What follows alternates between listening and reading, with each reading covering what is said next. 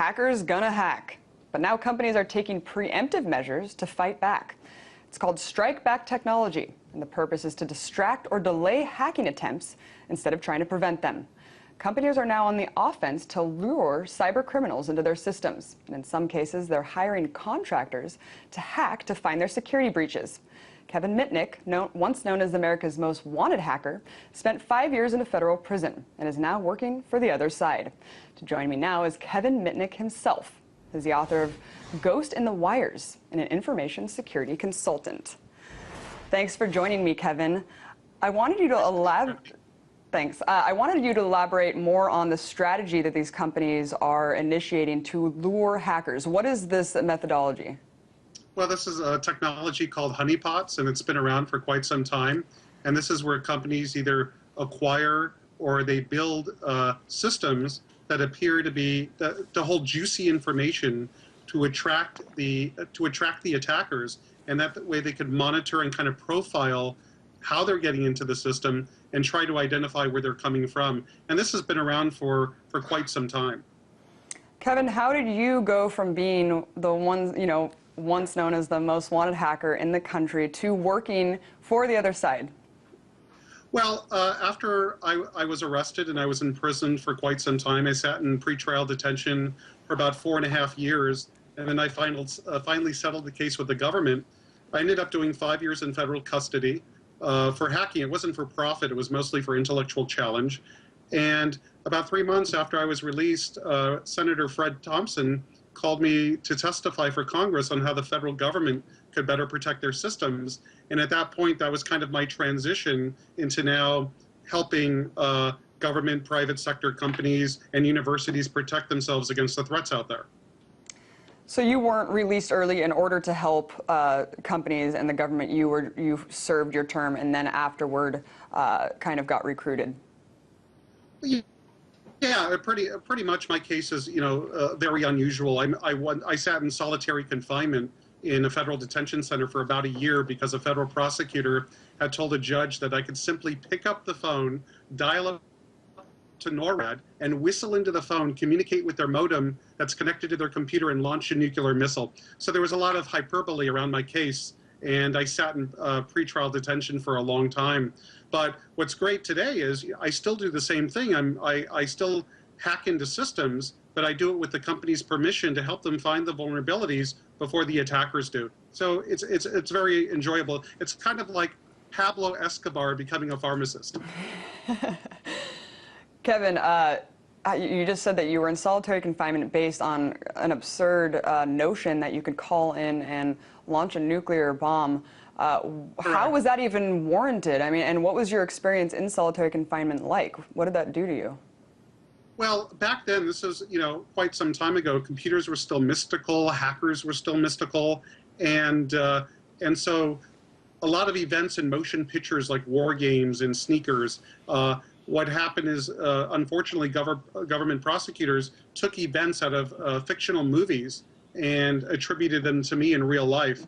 And sitting in solitary confinement, imagine going into your bathroom at home and only being able to leave 1 hour a day for 5 days a week. It's a pretty horrific experience, especially when you're in there for some mythology. But I'm able to put that all behind me, and I really enjoy, enjoy being able to hack, but being able to help companies really protect themselves. And that's kind of my mission today, is really to help. And one of the methods, and as you mentioned on the show earlier, this whole notion of companies being upset and, obviously, because they're continuing to be victimized by attackers, that they're trying to set up systems that lure the bad guys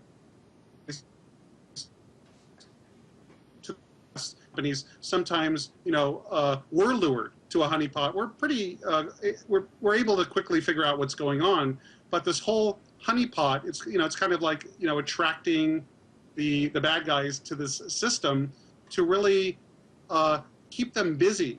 There's fake files in there that look like valuable information. It could be credit card, bank accounts. It could be R&D information or whatever the company sets up.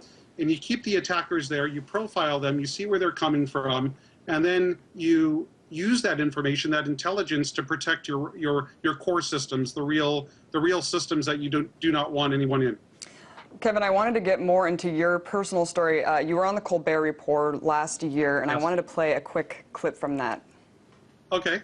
What do you think? If you did what you did today, I'm sure you wouldn't be put in solitary, but Guantanamo Bay. Guantanamo Bay, you think? Probably. I mean, now that in this post 9/11 world, I think hacking is almost considered a form of terrorism.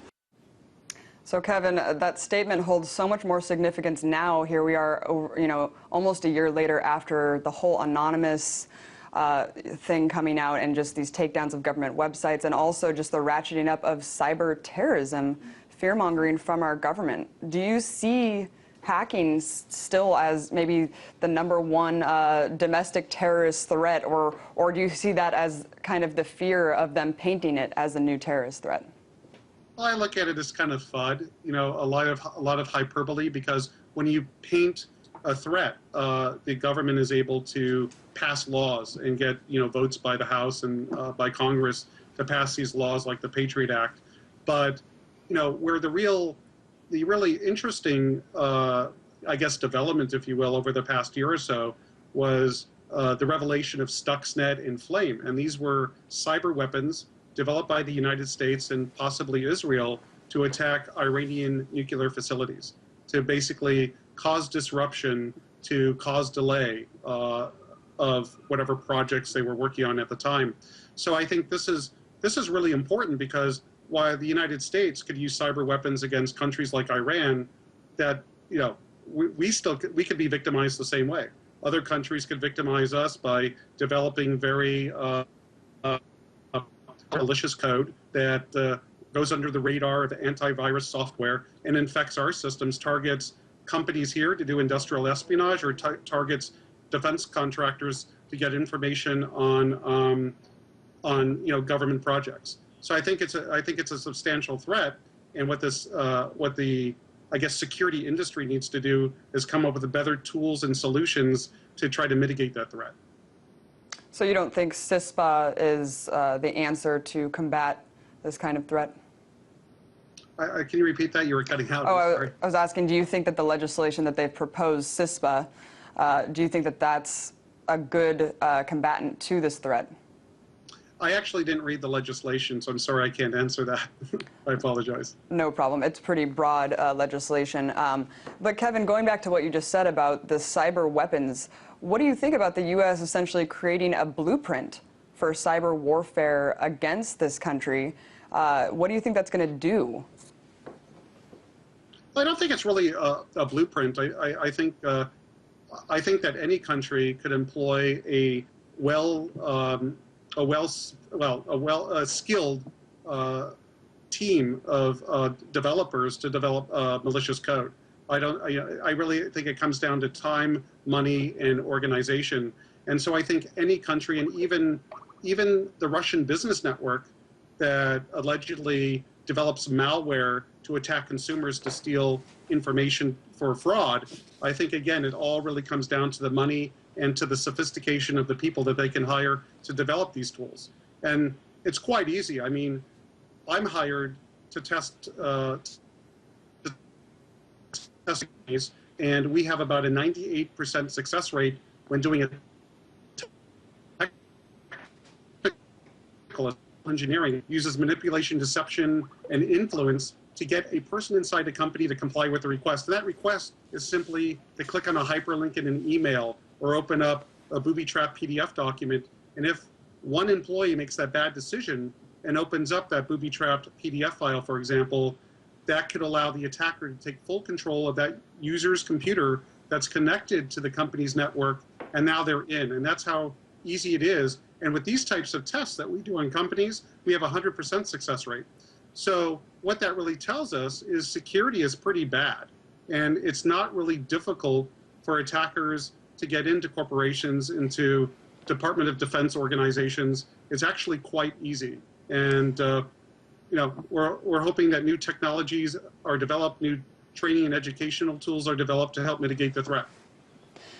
But Kevin, I mean, it was the most sophisticated worm inserted into the Iranian nuclear facility, and it could, and now people have access to it. I mean, it's pretty much released out there how to replicate this. I know you're saying a lot of people already could figure it out on their own, but you didn't really answer my question before about the threat that the government might use anonymous and hackers as kind of the new terrorist threat. I mean, when you look at this kind of ubiquitous organization like Anonymous, or not organization, but group, what do you think about them with the takedowns of these government websites and really just this ratcheting up of cyber terrorism? Do you think that that's what do you think about that? I would label it cyber terrorism. I mean, what I consider terrorism is flying airplanes into buildings. What I look about like Anonymous and LulzSec, that these were young adults that really enjoyed the media attention from compromising sites and exposing information, private information of companies and even consumers. And these sites that were attacked were using very basic techniques. It wasn't like this was an ultra-skilled group like the developers of Stuxnet and Flame.